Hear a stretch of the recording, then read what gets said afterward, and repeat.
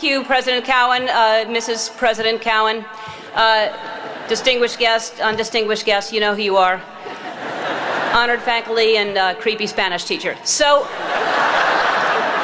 and thank you to all the graduating class of 2009. I realize most of you are hungover and have splitting headaches and haven't slept since Fat Tuesday, but you can't graduate till I finish, so listen up. When I was asked to make the commencement speech, I immediately said yes. Then I went to look up what commencement meant, which would have been easy if I had a dictionary, but most of the books in our house are Porsches and they're all written in Australian. So I had to break the word down myself to find out the meaning. Commencement, common and cement. Common cement. You commonly see cement on sidewalks. Sidewalks have cracks, and if you step on a crack, you break your mother's back. So there's that. But I'm honored that you've asked me here to speak at your common cement. I thought that you had to be a famous alumnus. You had to graduate from the school. And I didn't go to college here, and as I don't know if President Cowan knows, I didn't go to college at all, any college. And I'm not saying you wasted your time or money, but look at me, I'm a huge celebrity.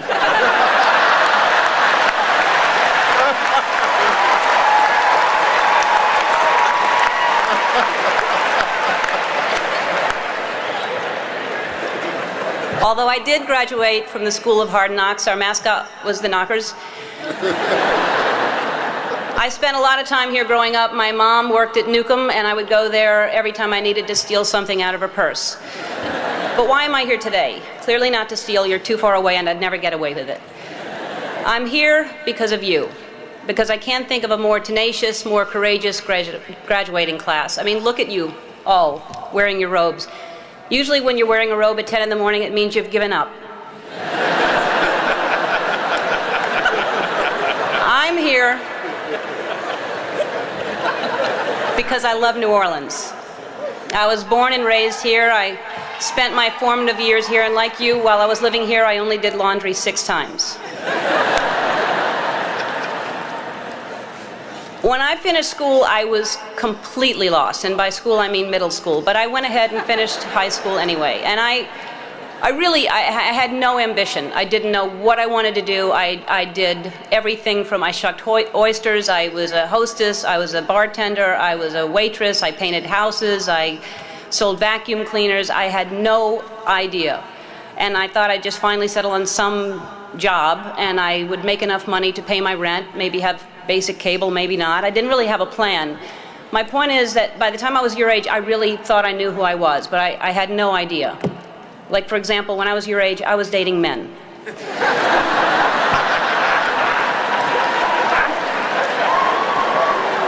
So what I'm saying is, when you're older, most of you will be gay.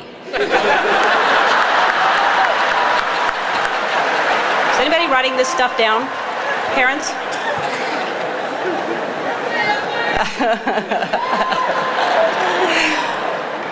Anyway, I had no idea what I wanted to do with my life, and the way I ended up on this path was from a very tragic event. I was maybe 19, and my girlfriend at the time was killed in a car accident. And I passed the accident, and I didn't know it was her, and I kept going. And I found out shortly after that it was her. And I was living in a basement apartment. I had no money. I had no heat, no air. I had a mattress on the floor, and the apartment was infested with fleas. And I was soul searching. I was like, why is she suddenly gone and there are fleas here? I don't understand. There must be a purpose, and wouldn't it be so convenient if we could just pick up the phone and call God and ask these questions? And I started writing, and what poured out of me was an imaginary conversation with God, which was one-sided. And I finished writing it, and I looked at it and I said to myself, and I hadn't even been doing stand-up ever. There was no club in town. I said, I'm going to do this on The Tonight Show with Johnny Carson. At the time, he was the king. And I'm going to be the first woman in the history of the show to be called over to sit down And several years later, I was the first woman in the history of the show, and only woman in the history of the show, to sit down because of that phone conversation with God that I wrote. And I started this path of stand-up, and it was successful and it was great, but it was hard because I was trying to please everybody, and I had the secret that I was keeping that I was gay, and I thought if people found out, they wouldn't like me, they wouldn't laugh at me. Then my career turned into, I got my own sitcom, and that was very successful, another level of success, and I thought, what if they find out I'm gay, then they'll never watch. And this was a long time ago. This was when we just had white presidents. But anyway, this was back many years ago. And I finally decided that I was living with so much shame and so much fear that I just couldn't live that way anymore, and I decided to come out and make it creative, and my character would come out at the same time, and it wasn't to make a political statement, it wasn't to do anything other than to free myself up from this heaviness that I was carrying around, and I just wanted to be honest. And I thought, what's the worst that can happen? I can lose my career. I did. I lost my career. The show was canceled after 6 years without even telling me. I read it in the paper. The phone didn't ring for 3 years. I had no offers, nobody wanted to touch me at all. And yet I was getting letters from kids that almost committed suicide but didn't because of what I did. And I realized that I had a purpose, and it wasn't just about me, and it wasn't about celebrity, but I felt like I was being punished, and it was a bad time. I was angry, I was sad, and then I was offered a talk show. And the people that offered me the talk show tried to sell it, and most stations didn't want to pick it up. Most people didn't want to buy it because they thought nobody would watch me. And really, when I look back on it, I wouldn't change a thing. I mean, it was so important for me to lose everything because I found out what the most important thing is to be true to yourself. And ultimately, that's what's gotten me to this place. I don't live in fear, I'm free, I have no secrets, and I know I'll always be okay because no matter what, I know who I am. So, in conclusion, when I was younger, I thought success was something different. I thought, when I grow up, I want to be famous. I want to be a star. I want to be in movies. When I grow up, I want to see the world, drive nice cars. I want to have groupies, to quote the Pussycat Dolls. How many people thought it was boobies, by the way? It's not, it's groupies.